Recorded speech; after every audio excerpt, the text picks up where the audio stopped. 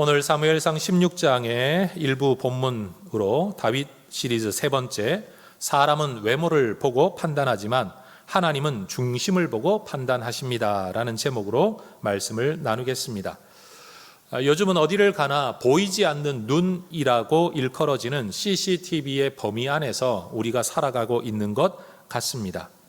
여러분, CCTV라는 건 정한 장소에서만 확인하거나 특정 사용자만 입력된 영상 정보를 확인할 수 있도록 구성되어 있다라고 해서 폐쇄 회로 TV, 영어로는 Closed Circuit Television, 그래서 CCTV라고 부른다고 합니다.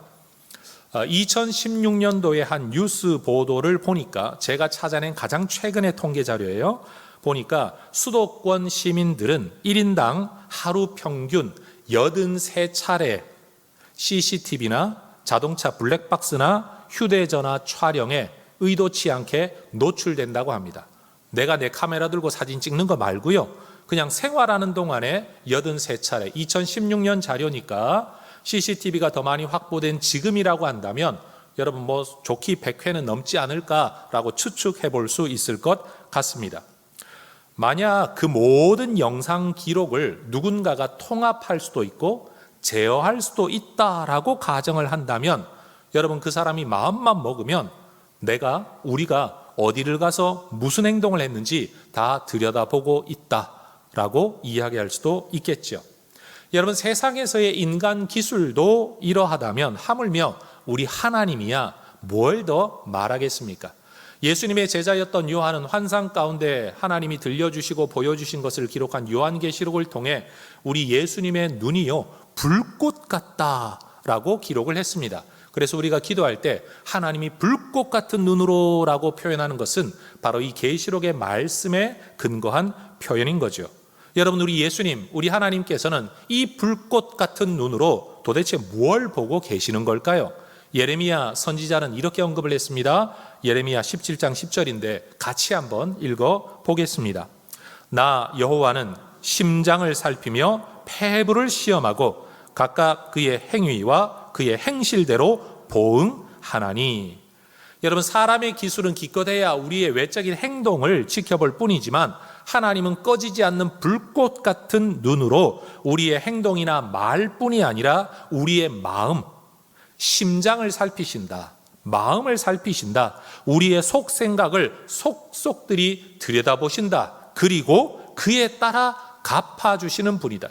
표면적인 행동만 가지고 갚아주시는 분이 아니라 내 속 생각을 들여다보시고 그에 따라 갚으시는 분이라고 성경이 이야기하고 있는 겁니다. 여러분, 사울이 처음 왕으로 세워질 때에 사람들이 보기에 그는 외모가 준수했을 뿐만 아니라 다른 사람들의 어깨 위나 더할 만큼 남다른 외적 탁월함을 가지고 있었습니다. 그런데 하나님은 사울의 외모만 보시는 것이 아니라 지속적이고 반복적이고 의도적으로 하나님의 말씀을 따르지 않는 사울의 행위를, 삶을, 그리고 그의 속 내면의 마음을 이미 다 보고 계셨습니다. 그러한 사울을 지켜보던 사무엘도 너무 마음이 상해서 언제부터인가는 다시는 찾아가 그를 보지 않았다라고 성경이 이야기합니다. 그런데 하나님은 여러분, 사울의 외모를 볼 뿐만 아니라 사울의 삶과 내면을 보았고 그런 사울에 대하여 아파하고 있는 사무엘도 지켜보셨지만 동시에 아무도 알지 못하는 저 촌동네에 있는 양치기 다윗도 우리 하나님은 지켜보고 계셨습니다. 오늘 여러분 성경 구절 사무엘상 16장 1절에 여러분 굉장히 중요한 단어 하나가 등장하죠. 제가 읽어봅니다. 내가 너를 베들레헴 사람 이새에게로 보내리니 이는 내가 그의 아들 중에서 한 왕을 보았느니라 라고 하나님이 말씀하십니다. 여러분, 다윗의 등장을 기록하고 있는 이 사무엘상 16장 한 장 안에서 보다 라는 단어는요 9번이나 등장합니다. 그런데 이것은 그냥 스쳐가다가 눈에 띄었다라는 뜻이 아니라 의도성을 가지고 지켜보고 있는, 예를 들어 영어를 사용할 때도 최소한 그냥 제가 이해하는 바로는요 그냥 눈에 그냥 보였다, 인지되었다라고 말을 할 때는 see라는 단어를 쓰지만 의도성을 가지고 지켜보고 있을 때는 watch라는 단어를 쓰지 않습니까? 그런 것처럼 오늘 이 성경은요, 그냥 어쩌다가 눈에 얻어 걸려 보였다가 아니라 하나님이 의도성을 가지고 지켜보셨다라는 단어가 계속해서 반복되어지고 있다라는 겁니다. 그래서 개역 성경에서는 보다라는 단어, 이 말씀을 번역을 할 때 미리 준비하다라는 뜻에서 예선하였다, 미리 예자에 선택할 선자를 써서 그냥 하나님이 보셨다, 이게 원어의 뜻인데 그 의미는 뭐냐? 하나님이 미리 보시고 미리 선택하셨다라고 번역을 했었다라는 거죠. 그게 의미상의 올바른 번역이 맞습니다. 하나님은 이 모든 상황 속에서 사울을 대신하여 여러분 다윗을 이미 이스라엘의 왕으로 선택하셨습니다. 그러나 사람들은 이것을 알지 못합니다. 그래서 하나님은 하나님의 뜻을 드러내어 사람들이 보게 하시려고 사무엘로 하여금 베들레헴에 있는 그를 찾아가 기름을 붓게 하시는 거죠. 여러분, 선지자 사무엘이 살았던 동네는 라마라는 도시였습니다. 거주지였어요. 그런데 그는 베델, 길갈, 미스바라는 도시를 순회하면서 이스라엘 백성들을 지도하고 말씀 사역을 감당했다라고 말을 합니다. 라마, 베델, 길갈, 미스바, 이 동네를 돌아다니는 동선과 경로 안에 베들레헴은 위치하지 않습니다. 그 동네에서, 그 경로에서 벗어나 있는 곳에 작은 촌동네 베들레헴이 있었던 거죠. 하나님은 하나님에 의해 베들레헴으로 보냄받은 사무엘은 하나님의 명령대로 이새와 그의 아들들을 제사에 초청을 합니다. 여러분, 다른 사람들은 그냥 말 그대로 제사를 통해 무슨 일이 일어나고 있는지를 전혀 알지 못한 겁니다. 그들에게는 제사였을 뿐입니다. 사람들은 제사만 보고 있었지만 제사를 통해 이루시려는 하나님의 뜻은 알지 못했습니다. 제사로 말미암아 버림받았던 사울과 달리 이 제사를 통해 새로운 왕이, 하나님의 선택받은 사람이 누구인지가 드러나게 될 겁니다. 사무엘도 궁금했습니다. 이새의 아들들 중에 한 명이라고는 들었지만 도대체 그가 누구인지, 어떤 사람인지 사무엘도 본 적도 없기 때문입니다. 여러분, 제사의 초청을 받아 지금 함께하고 있는 이새와 그의 아들들은 영문도 모른 상태에서 여러분 면접을 당하고 있는 것이죠. 이제 순서에 따라 이새의 아들들이 사무엘 앞으로 들어옵니다. 여러분, 첫 아들 엘리압이라는 인물이 사무엘 앞에 딱 섰을 때 여러분 사무엘 마음속에 확신이 들었습니다. 그 내용이 뭡니까? 6절 말씀이죠. 그들이 오매 사무엘이 엘리압을 보고 마음에 이르기를 여호와의 기름 부으실 자가 과연 주님 앞에 있도다. 딴 사람 볼 필요도 없다. 이 사람이다 라고 그가 확신했다라는 겁니다. 어쩌면 사무엘은 엘리압을 보면서 그 옛날에 순수했던 사울의 모습을 떠올렸을지도 모릅니다. 다른 사람과 함께 서 있으면, 키 큰 사람들과 함께 서 있어도 어깨 위나 더 키가 커서 딱 눈에 띄었던 사람, 짝할 리가 없다라고 말할 만큼 여러분 탁월해 보였던 사울의 모습을 엘리압에게서 발견하고 있는 겁니다. 그런데 여러분, 그 용모와 키가 그렇게도 인상적이었던 엘리압에 대하여 하나님은 뭐라고 말씀을 하시죠? 7절 말씀은 같이 한번 읽어보도록 하겠습니다.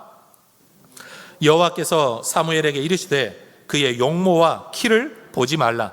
내가 이미 그를 버렸노라.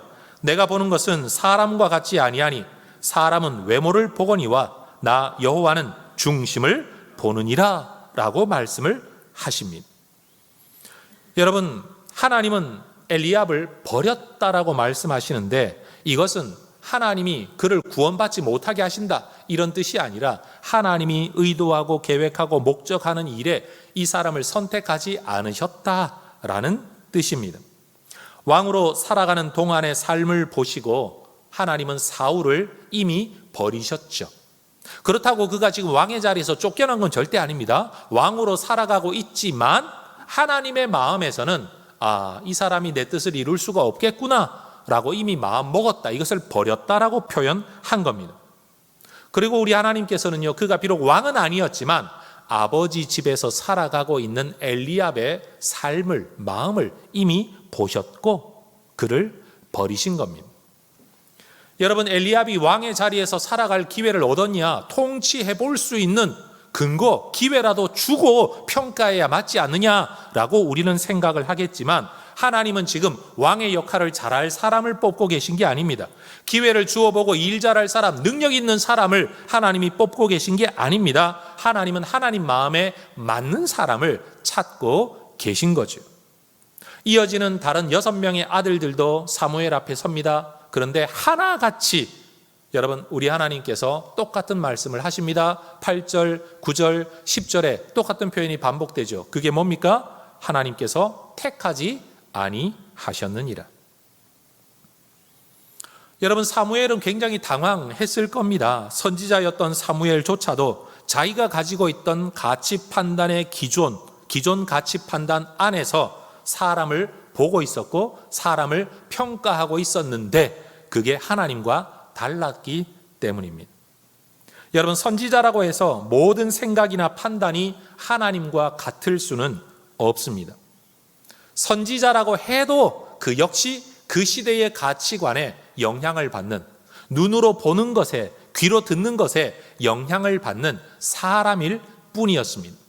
엘리압을 보는 순간 그의 마음속에 확신이 들었다고 해서 여러분 이 확신이 하나님의 뜻은 아니었습니다.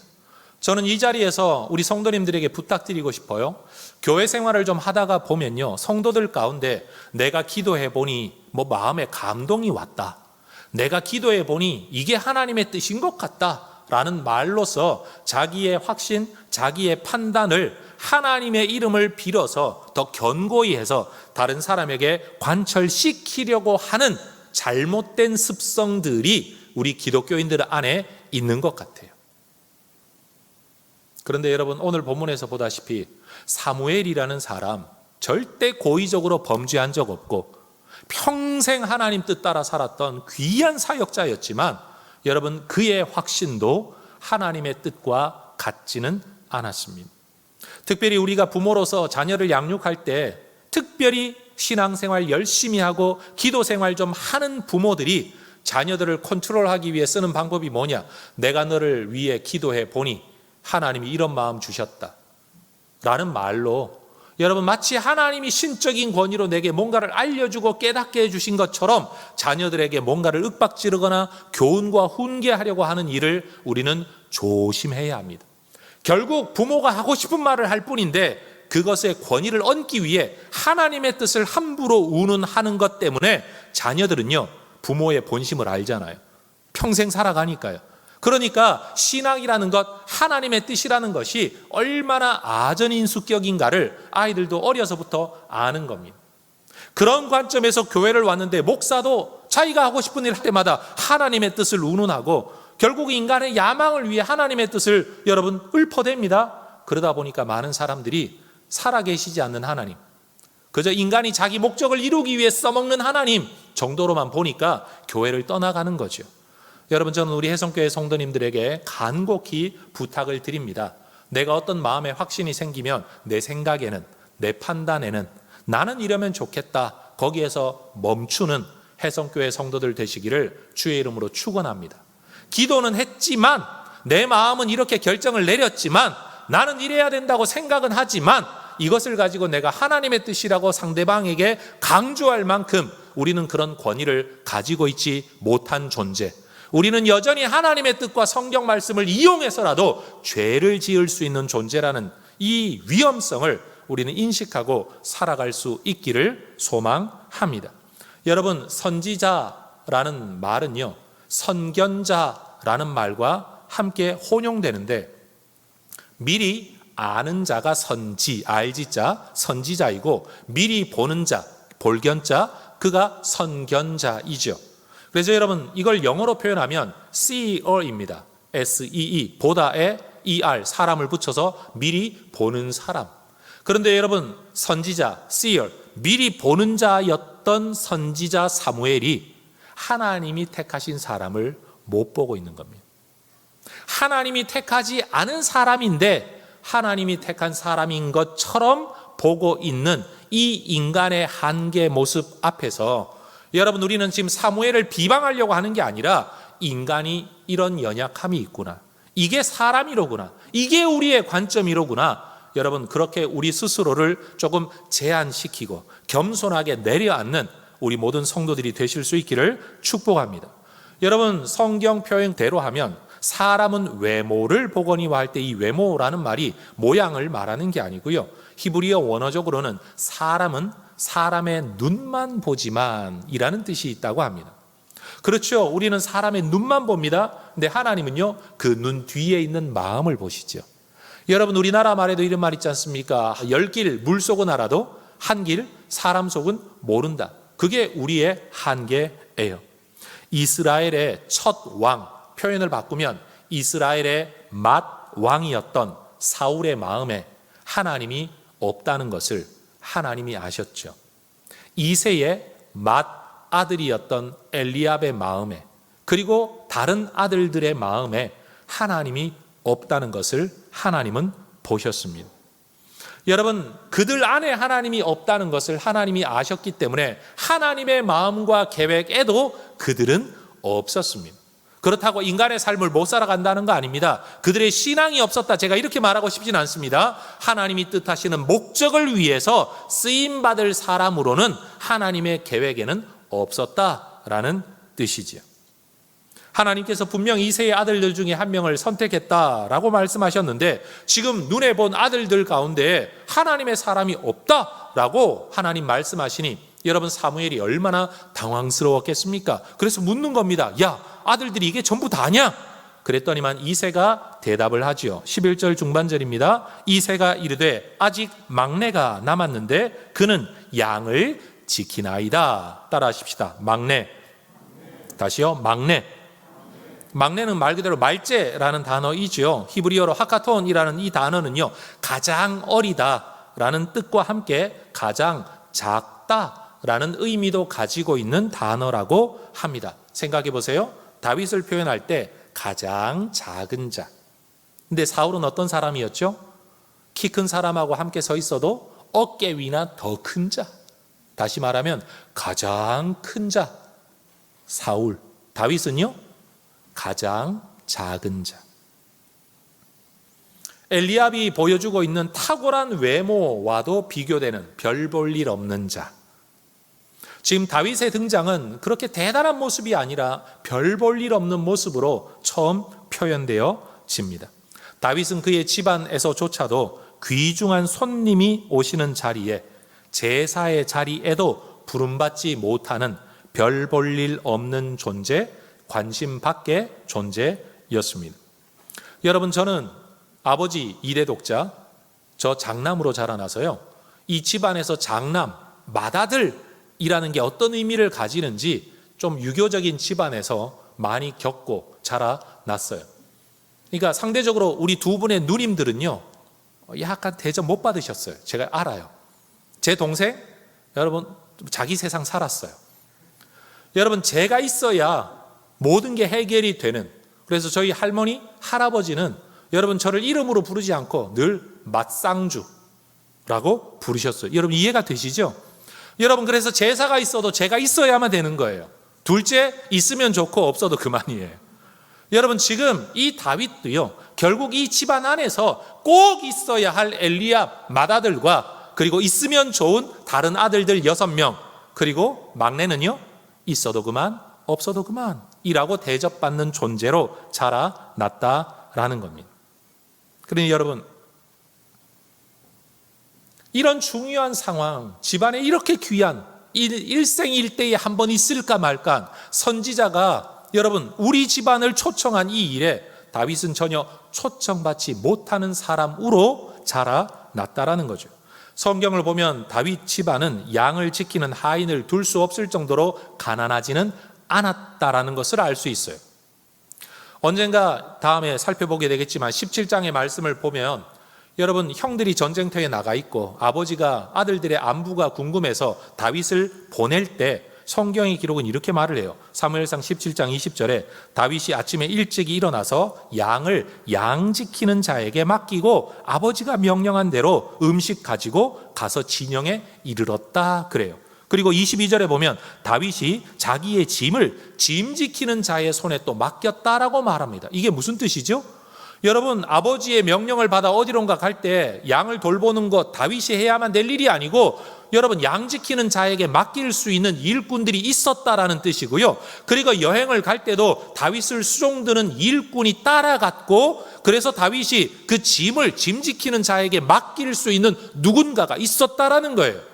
여러분, 종이 한 사람만 있었던 게 절대 아닌 거죠. 최소한 2사람 이상은 있었다라고 우리는 추측해 볼 수가 있는 겁니다. 그런데도 다윗이 제사에 초대받지 않았다라는 것은 여러분, 이 중요한 제사에 양 지키는 자들에게 맡겨놓고 제사 참여할 수도 있는데도 초대받지 못했다라는 것은 다윗에게 대한 이 가정의 관점을 반영하는 거죠. 이후에도 보면 다윗은 계속 무시당하는 삶을 삽니다. 전쟁터에 안부 물으러 갔는데 형들이 니까짓게 여기 와서 왜 떠들고 있냐? 라고 조롱하질 않나? 나중에 골리앗 앞에 서보면 야, 네가 지금 나를 뭐 짐승으로 아냐? 너 같은 어린애가 나와서 뭘 까불고 있냐? 라고 조롱받고 살게 되죠. 어쨌든 다윗은 하나님께 기름 부음 받는 과정이나 기름 부음 받고 나서도요, 절대 사람들에게 그렇게 큰 대접을 받지를 못하고 있었습니다. 다윗이 어려서 어떤 정서를 가지고 자랐을까를 엿볼 수 있는 시편의 구절들이 어느 날 제 눈에 띄었어요. 시편 27편 10절에 다윗이 이렇게 노래합니다. 내 부모는 나를 버렸으나 여호와는 나를 영접하시리이다. 아니, 어려서 다윗이 버림받은 적이 있나? 그런데 또 시편을 읽어가다가 보면 69편 8절에 다윗이 말해요. 내가 나의 형제에게는 객이 되고, 형제한테 내가 손님처럼 여김받았고, 나의 어머니의 자녀, 뭐죠? 형제 아닙니까? 형제에게 낯선 사람이 되었나이다. 물론 이것은 시적인 표현일 뿐입니다. 그런데 이 구절만 놓고 보면 한 번도 아니라 2번이나 이런 표현을 쓰는 걸 보면 혹시 다윗이 의붓 자식이었나? 라는 의심이 들 정도로 여러분, 이런 상황이 반복되죠. 사무엘 10편을 보면 말입니다. 물론 우리는 다윗이 버려진 자식이라거나 아니면 들여온 자식이라고 형제들에게 따돌림 당했다고 함부로 쉽게 말할 수는 없습니다. 그렇지만 그는 분명 부모에게, 아버지에게 인정받지 못했고 형들에게는 구박당했고, 여러분, 제사하고 잔치할 때 자신은 외로이 들에서 양을 지켜야만 되었던 그런 사람이었다는 것은 객관적인 사실인 거죠. 여러분, 성경을 보면 요셉은 남다른 아버지의 사랑을 받아 형들에게 시기를 받았죠. 그리고 하나님께 쓰임받은 사람입니다. 반면 다윗은요, 남다른 사랑이 아니라 남다른 천덕꾸러기로 살다가 하나님께 쓰임을 받았습니다. 요셉이나 다윗의 이야기를 보면 타고난 배경이나 성장 환경이 그들의 삶을 결정하지 않는다라는 것을 알게 되죠. 부모에게 사랑을 받았냐 못 받았냐, 부자이나 가난하냐, 성격이 어떠하냐, 이게 하나님의 선택의 기준이 아니라는 것을 알게 됩니다. 요셉 보세요. 날마다 형들의 여러분 고자질이나 하고 있죠. 야곱 보세요. 형 속이기나 하는 사람 아닙니까? 그런데도 하나님이 그들을 선택하셨습니다. 여러분, 저는 막사라도 하나님이 선택하신다 이 말을 하고 있는 게 아니라 그것이 절대적 기준이 아니라는 거예요. 남다른 외모가 절대적 기준이 아니었던 것처럼 남다른 흠도 절대적 기준이 아니었다. 요셉은 남다른 사랑, 그리고 다윗은 남다른 천덕, 그럼에도 불구하고 쓰임받았다라는 면에서 하나님은 외모를 보는 게 아니라 사회적인 대우를 보는 게 아니라 여러분, 그의 내면을 보신다는 게 진리라는 것을 더 분명히 알게 되는 거죠. 여러분, 사무엘은 제사 마치는 게 지금 본업이 아닙니다. 사명이 아닙니다. 지금 밥 먹는 게 중요한 게 아닌 거죠. 기름 부으라는 말씀 가지고 여러분 기름병 들고 왔는데 이거 누군가에게는 부어야만 하는데 그가 누구인가를 찾아내는 게 그에게는 더 중요했습니다. 마음이 다급해진 사무엘이 이새에게 이야기를 하죠. 사무엘이 이새에게 이르되 사람을 보내어 그를 데려오라. 그가 여기 오기까지는 우리가 식사 자리에 앉지 아니하겠노라.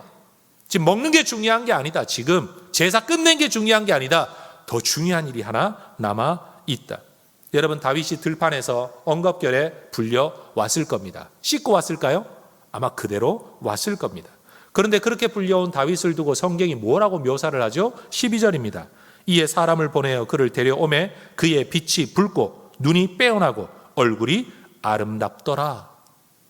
어떤 분은 이렇게 오해합니다. 아니, 하나님은 외모를 보시지 않는다더니만 아니, 다윗의 외모는 왜 이렇게 자세하게 기록하는 거야? 기억하셔야 될 건요, 하나님이 다윗을 이 외모 때문에 선택하신 게 아니라 이미 선택하신 다윗이 이런 사람이었다라고 설명하고 있을 뿐이라는 것을 우리는 기억해야 합니다. 더군다나 이 본문에 기록되어져 있는 다윗의 외모를 두고 보면 다윗은 사울이나 엘리압 같은 전쟁을 할 수 있는 통치적 카리스마를 가지고 있는 리더의 자질로 보이는 게 아니라, 여러분, 눈이 크고 얼굴에는 홍조를 띠고 멋지다라고 하는 게 아니라 예쁘다라고 말할 만한 10대의 청소년이었다는 것을 언급하고 있는 거죠. 그런데 하나님은 바로 그런 어린 청소년 앞에 말씀하십니다. 이가 그니 일어나 그에게 기름을 부어라. 그리고 사무엘은 하나님의 말씀에 순종하여 그에게 기름을 붓습니다. 여러분, 사무엘이 사울에게 기름을 붓고 그를 사람들 앞에 세울 때는요, 사람들이 왜 지금 기름 붓고 그를 세우는지 다 알고 있었습니다. 그래서 사람들은 사울을 내세울 때에 왕의 만세라는 표현을 썼습니다. 근데 지금 다윗이 기름 붓는 상황에서는 사람들이 왜 사무엘이 다윗에게 기름 붓는지를 전혀 알지 못합니다. 그냥 하나님의 선택하신 자라는 표현만 쓰여지고 있지 무엇을 위해 선택하는지는 전혀 알려지고 있지를 않다는 겁니다. 그리고 이 기름 부음 이후에도 다윗은 여전히 양을 칩니다. 형들은 여전히 그를 무시합니다. 사람들은 여전히 그를 대수롭지 않은 인물로 보고 있게 될 겁니다. 그러니 여러분, 하나님 나라의 기름 부음이 임한다고 해서 여러분 외적인 변화가 당장 우리에게 찾아오는 건 아니라는 사실을 우리는 또한 이 이야기를 통해 알게 되죠. 이 기름 부음 받은 이후로요, 다윗은 10년이 지나야 유다 지파의 왕이 되고요, 그로부터 또 7년이 지나야 이스라엘 전체의 왕으로 세워지게 됩니다. 오늘 이 다윗의 기름 부음 받는 이야기를 통해 저는 이런 말씀을 좀 나누고 싶습니다. 하나님의 선택 원리는 인간의 자격 논리를 넘어서는 하나님 나라 원리이다. 따라하십시다. 선택 원리, 자격 논리. 하나님의 선택의 원리야말로 그 누구도 하나님 앞에서 교만할 수 없음을 보여주고 가르쳐주는 은혜의 법, 하나님 주권의 법입니다. 능력이 있으니 선택하셨겠지. 그러면 능력 있는 사람 다 선택받아야 마땅하지 않겠습니까? 그런데 능력이 있다고 선택받는 거 아니고 없다고 선택 못 받는 것도 아니고 또 없고 못생겼으니 무조건 선택하시는 것도 아니고, 그건 하나님이 이 사람은 이 사람대로, 저 사람은 저 사람대로, 키가 크면 큰 대로, 작으면 작은 대로, 배우면 배운 대로, 못 배우면 못 배운 대로, 가졌으면 가진 대로, 가지지 못했으면 못 가진 대로, 여러분 성격이 이러면 이런 대로, 저러면 저런 대로 하나님은 있는 그대로 우리를 지켜보시고 그 가운데 뭘 보신다고요? 중심과 마음을 보신다는 거예요. 여러분, 우리가 절대로 이 사실을 잊어버리지 않기를 원합니다. 이스마엘이 아니라 태어나지도 않은 이삭을 선택한 거 하나님의 주권입니다. 남성다운 사냥 잘하는 에서 맏아들이 아니라 거짓말쟁이 야곱 택하시는 것도 하나님의 주권입니다. 여러분, 그 당대 인구가 많고 영향력이 컸던 문명 대국 이집트나 바벨론이 아니라 보잘것없는 이스라엘을 선택한 것도 하나님의 주권입니다. 그러니 여러분, 남보다 키가 더 큰 누군가를 택하든지 남보다도 작은 말째를 택하든지 그건 하나님의 주권이라는 거죠. 이 다윗이 기름 부음 받는 이야기를 통해 우리가 알게 되는 것은, 우리는 누가 진짜 하나님의 사람인지 하나님이 택한 사람인지를 알아볼 눈이, 지혜가 우리에게 없다는 거예요. 사무엘조차도 못 알아볼 정도니 우리야 오죽하겠습니까? 더 솔직히 말하면 우리는 무엇이 하나님의 나라 공동체를 올바로 세우는 일인지, 다시 말해 뭐가 진짜 교회에 유익하고 하나님의 뜻인지 하나님 기뻐하는 일인지를 우리는 분별하지 못하는 존재입니다. 우리는 껍데기만 보고 속을 짐작할 뿐입니다. 그러나 짐작은 사실이 아니죠. 인간 사회생활을 하면서 제가 한 교회를 목양하면서 아주 뼈저리게 느끼는 게 뭐냐, 야, 누군가의 말과 행동을 추론하고 짐작해서 이렇게까지 관계가 깨어질 수도 있구나, 이렇게까지도 원수지간처럼 살아갈 수도 있구나라는 걸 살아가면 살아갈수록 배우게 됩니다. 그래서 여러분, 우리가 말 조심해야 되는 게 뭐냐 하면, 그 사람이 그런 말 한 걸 보니까 이런 거지 뭐, 당연히 이런 거야, 안 봐도 뻔해 라고 짐작하는 이것이 마치 사실인 것처럼 생각하지도 말고 남에게 전달하지도 말아야 합니다. 그냥 그 사람이 그 말을 했다 그러면 무슨 이유가 있겠지, 그 의도를 우리가 모르니까 라고 좀 더 유보적인 태도를 가지는 것이 우리에게 필요하다라는 겁니다. 그렇지 않습니까? 우리도 감정이 격하거나 너무 피곤하거나 여러분 어떤 일에 골몰하면 나도 모르게 나오는 말이 공격적일 수도 있고 퉁명스러울 수도 있는 거고, 여러분 내가 툭 내뱉은 말을 두고 저 사람 나를 무시하나? 라고 하지만 사실은 내가 무시하려고 그 말한 게 아닌 일들이 우리에게 얼마나 많습니까?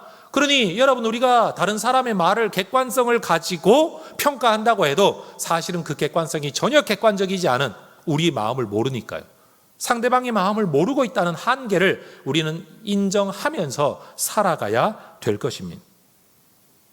여러분, 우리가 추켜 세우는 사람을 하나님이 싫어할 수도 있습니다.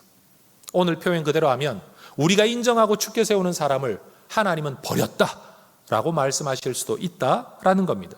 때로는 우리가 무시하는 사람, 쳐다보지도 않는 사람을 하나님이 들어 쓰실 수도 있다는 것을 인정해야 할 것입니다.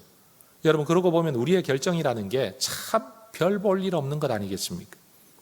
사람에게 주목받지 못하는 사람까지도 지켜보시는 하나님, 우리는 한 번도 본 적도 없는 사람을 미리 보시고 선택하시는 우리 하나님. 여러분, 그 하나님의 이야기가 때때로는 누군가에게 이해가 안 될 수도 있지만 돌려 한번 생각해 보십시오. 내가 세상에 성공하고 출세하기 위해 학력에 줄을 서도 줄 안에 못 들어가고, 다시 말해 라마에서 베델, 길갈, 미스바를 옮겨 다니는 이 사무엘의 동선 안에 눈 한 번 띈 적이 없는 베들레헴 촌동네에서 살아가는 다윗을 사무엘은 못 봤지만 하나님은 보시고 찾아가게 하신 것처럼, 여러분, 세상이 우리를 바라볼 때 출세길에 한 번도 드러난 적 없고 누구에게 눈도장 받을 만한 자리에 가본 적도 없고 사람들에게 알려진 적도 없는 우리, 그런데도 하나님은 우리를 보고 계시고 하나님 마음에 맞기만 하면, 여러분, 내가 찾아가지 않고서도 하나님의 사람을 우리에게 찾아 보내셔서 내게 기름을 부어 주실 수 있는 하나님, 여러분, 이게 얼마나 감사한 이야기입니까? 여러분, 우리가 우리 자녀들에게 뭘 교육해야 됩니까? 너 출세하려면 라마, 길갈, 베델, 미스바 이 동선 안에 살아야 돼. 그래야 너 출세할 수 있어. 무슨 대학에 가서 무슨 직장을 가야 너 제대로 먹고 살아갈 수 있어 라고 말하는 게 아니라, 네가 어디에서 뭘 하며 살아가든지 하나님이 너를 지켜보고 계신다.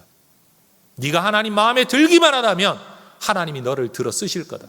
베들레헴 촌동네에 있는 사람을 예루살렘 왕궁에 살아가게 하실 수도 있다. 여러분, 우리가 우리 자녀들에게 이것을 가르쳐야 될 것 아닙니까?